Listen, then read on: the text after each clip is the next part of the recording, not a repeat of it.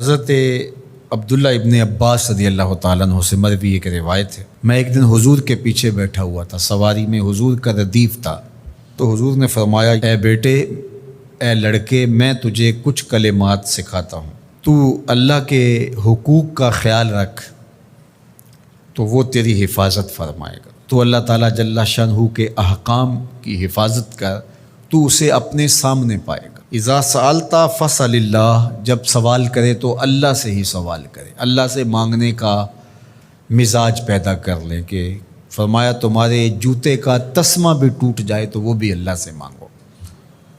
ضرور بازار میں جاؤ دکاندار سے، لیکن حقیقی طلب اللہ سے ہونی چاہیے۔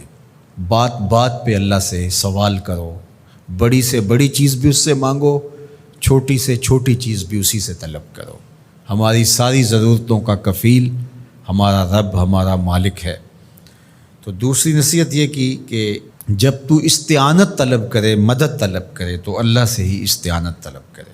وعلم، اور جان کہ اگر ساری امت، سارے لوگ، پوری قوم جمع ہو کے تمہیں فائدہ پہنچانے کی کوشش میں لگ جائیں تو تمہیں وہی فائدہ پہنچا سکتے ہیں جو تیرے لیے تیرے رب نے لکھا ہے۔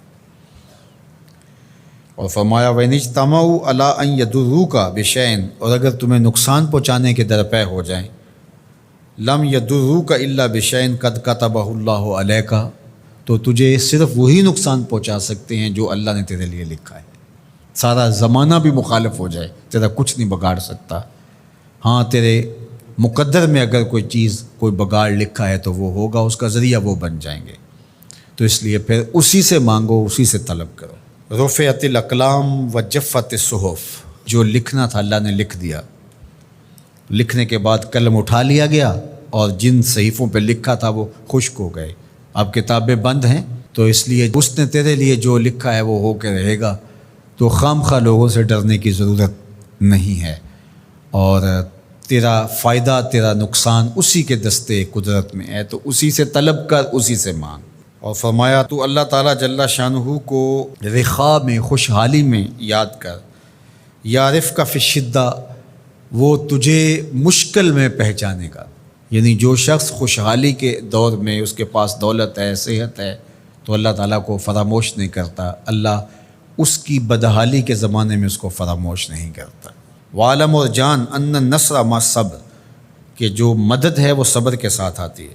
وان الفرج مع الکرب، اور کشادگی جو ہے وہ مشکل کے ساتھ آتی ہے۔ وَأَنَّ مَعَ الْعُسْرِ يُسْرًا، اور سہولت جو ہے وہ مشقت برداشت کرنے کے بعد آتی ہے، تنگی کے بعد فراخی آتی ہے۔ پہلو مشکل پھر تمنا، پہلو کنڈا پھر پل، شاید مگروں پہلو مکھیاں ڈس دیاں ڈنگ والیاں۔ تو یہ سب ہوتا ہے، مشکلات، تکلیفیں، آلام، مصائب، ان سب سے گزر کر کے آسانیاں آتی ہیں۔ خود حضور کی زندگی دیکھ لیجئے، مدنی زندگی مکی زندگی کے گزرنے کے بعد، طائف کے مراحل کو طے کرنے کے بعد آتی۔ تو ہم ڈائریکٹ اگر چاہیں مکی زندگی کو اختیار کیے بغیر اور طائف کی مشکلات اور سنگلاخ راستوں سے گزرے بغیر مدنی برکتیں حاصل کرنا، تو وہ نہیں پا سکتے۔ تو یہ اللہ تعالیٰ نے ایک نظام رکھا۔